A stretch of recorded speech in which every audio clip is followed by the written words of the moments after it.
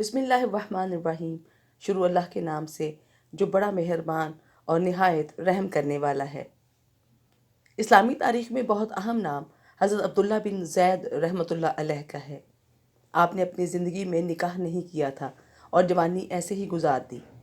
ایک دن بیٹھے احادیث مبارکہ پڑھ رہے تھے، اس میں نبی اکرم صلی اللہ علیہ وآلہ وسلم کا فرمان پڑھا، جس کا مفہوم یہ تھا: جنت میں کوئی اکیلا نہیں ہوگا جو نکاح کی عمر کو نہیں پہنچا، اور اگر پہنچا بھی اور نکاح نہیں کیا اور ایمان کی حالت میں وفات پائی تو اللہ ان مسلمان مرد و عورت کا جنت میں آپس میں نکاح کروا دے گا۔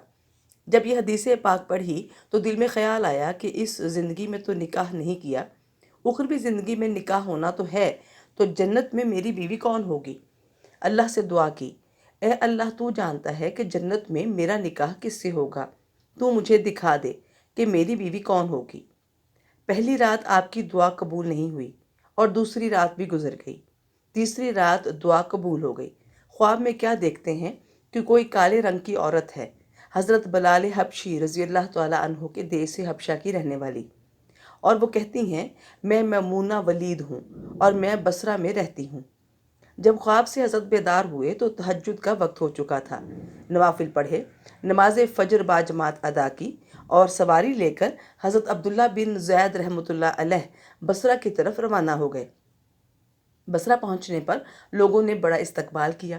حضرت عبداللہ رضی اللہ تعالیٰ عنہ سے بصرہ کے لوگوں نے سوال کیا، حضرت اچانک کیسے آنا ہوا؟ آپ نے ان سے سوال کیا، مجھے ایک میمونہ ولید نامی خاتون کی تلاش ہے۔ لوگوں نے حیرانگی سے پوچھا، حضرت آپ محض میمونہ ولید نامی خاتون سے ملنے اتنی دور تشریف لائے ہیں؟ آپ نے پوچھا، کیوں؟ ایسی کیا بات ہے؟ کیا ان سے کوئی ملاقات نہیں کر سکتا؟ کسی نے جواب دیا، حضور وہ تو دیوانی ہے، لوگ اسے پتھر مارتے ہیں۔ حضور نے پوچھا، ایسا کیا ہے؟ کیوں لوگ اسے پتھر مارتے ہیں؟ حضور وہ کام ہی ایسے کرتی ہے، کوئی رو رہا ہو تو اسے دیکھ کر ہنسنے لگتی ہے، اور کسی ہنستے ہوئے کو دیکھ کر رونے لگتی ہے، اور اجرت پر لوگوں کی بکریاں چراتی ہے۔ آج بھی بکریاں لے کر جنگل میں گئی ہے۔ آپ آرام فرمائیں، عصر کے بعد واپس بستی میں آ جائے گی، آپ مل لیجئے گا۔ آپ نے فرمایا، عصر کس نے دیکھی ہے؟ آپ نے اس کے چرانے کی جگہ کی سمت دریافت کی؟ لوگوں نے منع کرتے ہوئے کہا، حضور آپ کا جنگل جانا مناسب معلوم نہیں ہوتا۔ آپ نے جنگل کی سمت بتانے پر اصرار کیا۔ لوگوں نے جنگل کی سمت کے متعلق معلومات دیں تو آپ جنگل کی سمت نکل گئے۔ جنگل پہنچے تو واقعی جنگل کافی گھنا اور خوفناک معلوم ہوا۔ جگہ جگہ خوفناک جنگلی جانور موجود تھے۔ میں اس عورت کی بہادری پر حیران تھا کہ جس جنگل میں کوئی مرد دن دہاڑے آنا گوارا نہیں کرتا، وہاں کیسے بھیڑ بکریاں چرا رہی ہے۔ ان جنگلی درندوں نے ابھی تک اس کی بھیڑ بکریوں کو کھایا کیوں نہیں؟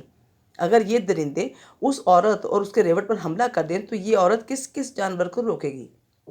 یہ سوچتا ہوا میں لوگوں کی بتائی ہوئی جگہ پر پہنچ گیا۔ وہاں پہنچ کر جو مناظر میں نے دیکھے وہ حیران کن تھے۔ ایک تو یہ کہ میمونہ جنگل میں بکریاں نہیں چرا رہی تھی، بلکہ جنگل کے بیچوں بیچ جائے نماز بچھائے نوافل ادا کر رہی تھی۔ گویا بکریاں چرانا کنارہ کشی کا بہانہ تھا۔ لوگ یہی سمجھتے تھے کہ میمونہ سارا دن بکریاں چراتی ہے، لیکن حقیقت یہ نہیں تھی، اور میں بھی یہی سوچ رہا تھا کہ آخر بکریاں کون چراتا ہے جو جنگلی جانوروں سے بھی محفوظ رہتی ہیں۔ جب میں یہ جاننے کے لیے آگے بڑھا تو کیا دیکھا کہ بکریاں خود بخود چارہ کھا رہی ہیں، اور ان کی رکھوالی کے لیے جنگل کے شیر ان کے ارد گرد گھوم رہے ہیں۔ اگر کوئی بکری بھاگ کر ریوڑ سے دور جانے کی کوشش کرتی ہے تو شیر اس کے پیچھے جاتا ہے اور اسے واپس ریوڑ کی طرف دھکیل دیتا ہے، لیکن کوئی بھی شیر بکریوں کو خود سے تنگ نہیں کرتا تھا۔ میں فطرت کی اس تبدیلی پر حیران و پریشان کھڑا تھا کہ یہ شیر و بکری میں ایسی دوستی کیوں کر ممکن ہے۔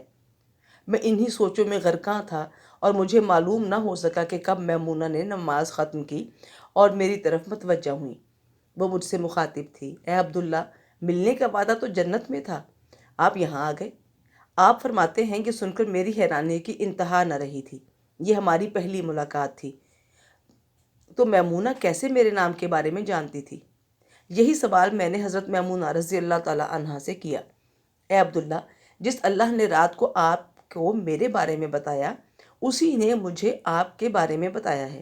یہ سن کر میں خاموش ہو گیا۔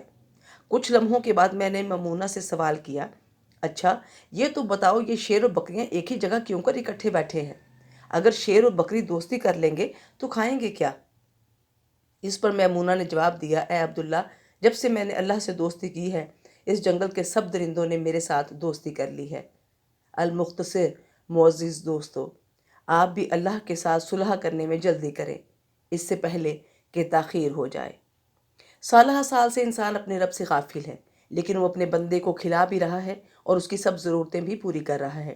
انسان اپنے رب کا ناشکرا ہے، جلد باز ہے، جلد بھول جاتا ہے۔ اللہ تعالیٰ جب انسان کو مصیبت سے نکال دیتے ہیں وہ بھول جاتا ہے کہ کیسے وہ اپنے رب کے سامنے التجا کر رہا تھا، اور جب اس نے انسان کو اس مصیبت سے نجات دی تو وہ اتراتا پھرتا ہے اور اللہ کی نعمتوں پر شیخی بکھیرتا ہے۔ یہ اللہ ہی ہے جو انسان کے اعمال کو چھپاتا ہے اور اسے سدھرنے کی مہلت دیتا ہے۔ انسان اپنے ضمیر میں جھانک کر دیکھے تو اسے علم ہوگا کہ کیا واقعی وہ اس عزت کے قابل ہے جو دوسرے لوگ اس کی کرتے ہیں، تو اسے اندازہ ہوگا کہ یہ سب اللہ تعالیٰ کا کرم ہے۔ ورنہ اگر لوگ ہمارے کرتوتوں اور ہماری سوچوں کو جان لیں تو کبھی ہماری شکل تک دیکھنا گوارا نہ کریں۔ گویا یہ سب اللہ تعالیٰ کا اپنے بندے پر کرم خاص ہے۔ تو میرے عزیز سامعین، اللہ تعالیٰ اور اس کے بندے کے اس تعلق کو سمجھیے اور اللہ سے اپنے تعلق کو مضبوط کیجیے اس سے پہلے کہ بہت دیر ہو جائے اور پھر ہاتھ ملنے کے سوا کوئی چارہ نہ رہے، کیونکہ وقت ایسے بیت رہا ہے جیسے ہتھیلی میں سے ریت سرکتی ہے۔ اللہ تعالیٰ ہم سب کا حامی و ناصر ہو، آمین۔